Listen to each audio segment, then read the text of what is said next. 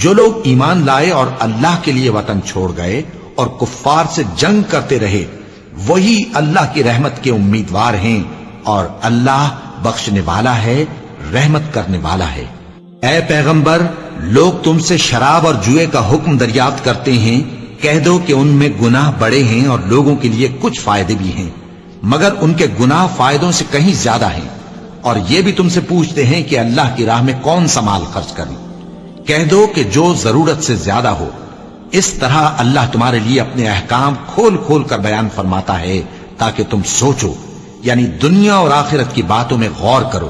اور تم سے یتیموں کے بارے میں بھی دریافت کرتے ہیں، کہہ دو کہ ان کی حالت کی اصلاح بہت اچھا کام ہے، اور اگر تم ان سے مل جل کر رہنا یعنی خرچ اکٹھا رکھنا چاہو تو وہ تمہارے بھائی ہیں، اور اللہ خوب جانتا ہے کہ خرابی کرنے والا کون ہے اور اصلاح کرنے والا کون۔